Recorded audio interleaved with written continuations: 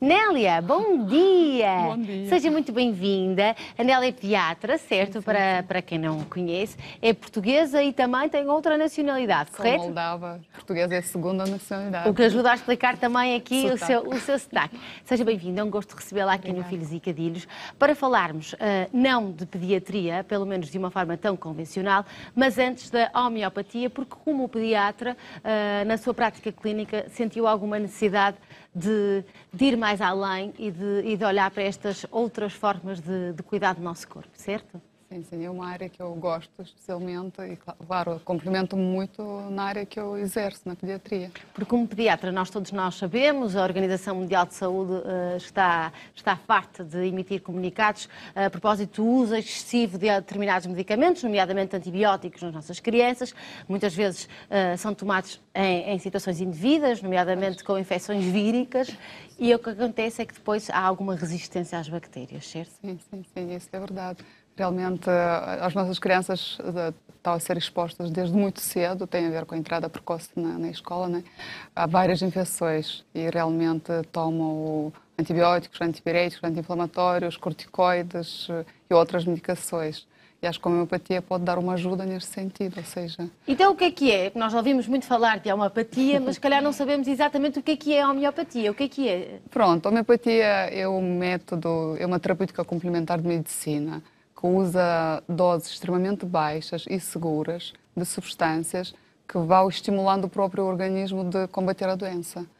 Pronto, há cerca de 200 anos, o médico alemão Samuel Hahnemann foi o fundador, considera-se o fundador porque ele elaborou os princípios fundamentais da homeopatia.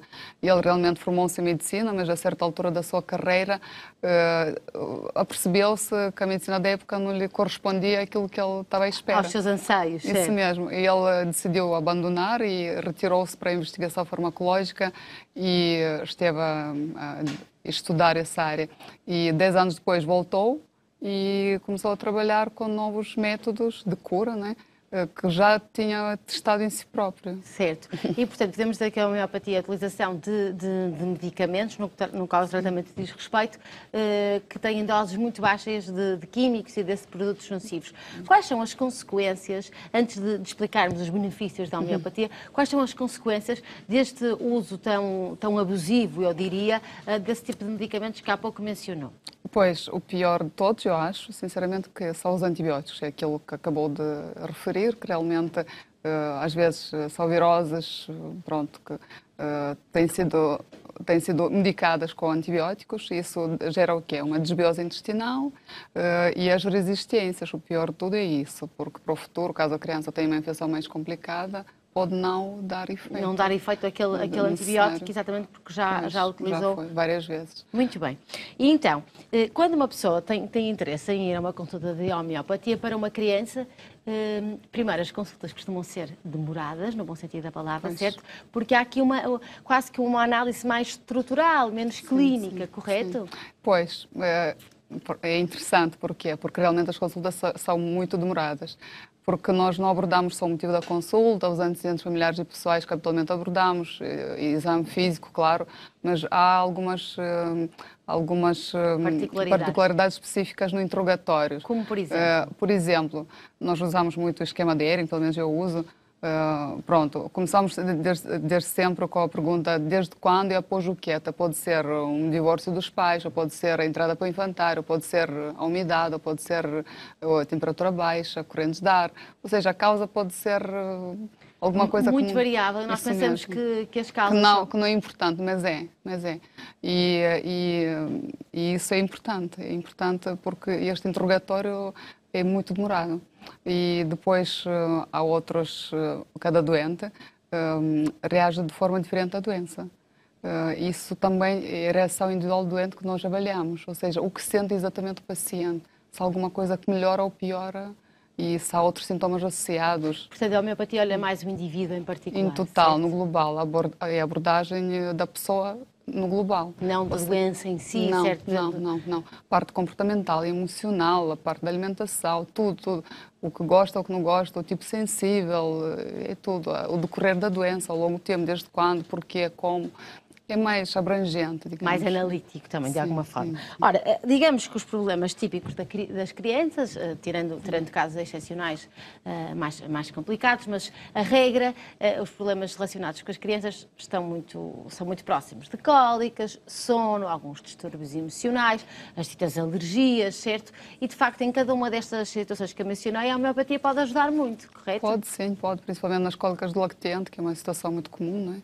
E se nós fizermos um bom interrogatório... Se eu soubesse disso há uns anos atrás, meu Deus, que as mães de bebês sofrem um bocadinho com as cólicas e os bebês também, não é? Pois.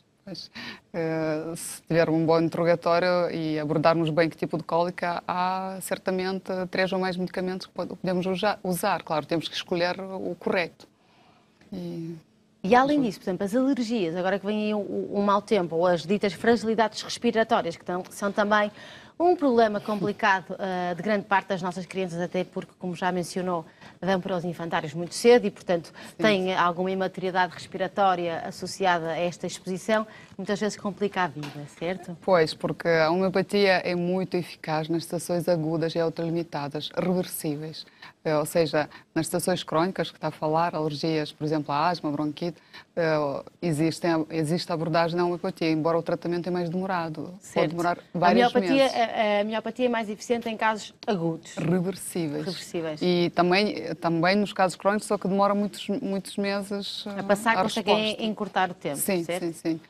Outras situações, distúrbios emocionais, que há pouco me falou também. Pronto, é assim, no topo do esquema de Ehring, pronto, nós chamamos... O que é o esquema de Ehring? Pronto, nós chamamos casinha, pronto, é um esquema que nós seguimos para avaliar vários tópicos que são importantes na escolha do medicamento correto. No topo é a etiologia, isso é que é. É tentar perceber qual é a etiologia, qual é a causa que despoltou esta sintomatologia no caso de uma criança. Que, como eu já referi, pode ser qualquer coisa. Conseguindo perceber que às vezes é preciso mais do que uma consulta ou vários meses de consultas, até os pais se lembram.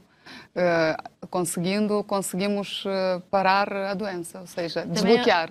E é também, de alguma forma, um trabalho em equipe com a família, certo? Sim, mas os pais são colaborantes. Os pais querem sempre ajudar. Sim. Às vezes é difícil perceber qual é essa causa, certo? É muito difícil, embora chegue-se à conclusão, mesmo nos adultos. Os adultos também até se lembrarem, porque já foi há 1 ano, já foi há 2 anos, já foi há 6 meses. Nunca relacionam um acontecimento que não seja entrada para a escola com a doença. E às vezes há causas mais subliminares. Isso mesmo. Isso leva-me a pensar que na homeopatia, corrija-me se eu estiver errada, há uma relação muito estreita entre a mente e o corpo. Sim. Porque... É uma abordagem assim, global da criança, da pessoa, não é? A partir de que idade é que uma criança pode ir a uma consulta de homeopatia? Desde o nascimento, não tem restrições, mesmo nas grávidas, em qualquer pessoa, velhos, crianças. Eu imagino, porque eu também sou mãe, que as mães que estejam lá em casa estejam muito interessadas nestas matérias da homeopatia, com muita vontade de ir a uma consulta, gostam muito da consulta, mas depois, quando chega ao momento de trazer os medicamentos e, portanto, fazer uma troca dos ditos medicamentos convencionais com os medicamentos homeopáticos, há algum receio. Não estamos a falar de retirada completa da medicação alopática, até porque eu sou pediatra e todos os dias passo, quase todos os dias, a medicação alopática, ou seja... paracetamol, ibuprofeno, quando é preciso antibiótico. Ou seja, por exemplo, numa otite ou amigdalite, obviamente que nós podemos juntar as duas coisas. Se a febre for muito alta e a pessoa, a mãe, neste caso o pai, não estiverem habituados com a medicação homeopática, juntam os dois e ficam sempre com a receita pendente do antibiótico caso não haja evolução esperada. Certo. Não somos radicalistas, portanto, vamos juntar as duas coisas quando é necessário. Vamos só tentar tirar o melhor partido das duas medicinas, digamos assim. Isso, há situações que tem que se dar logo antibiótico. Pronto, agora... Mas esse dado é importante. Às vezes precisamos ter a receitinha do antibiótico e saber esperar, não é? É isso, é ter calma e atualmente corre bem. E as otites, amigdalites, outras situações simples, varicela, por exemplo, aquelas viroses, doença da boca, mãos, pés, respondem muito bem à homeopatia. Claro que o antibiótico fica sempre salvaguardado quando é preciso. Mas deve ficar lá na gaveta, até porque as viroses diz que são 3 dias, mas há crianças que não são 3, são mais um bocadinho. Pode ser uma semana até ou mais. E é preciso ter deixar essa mensagem também. Sim.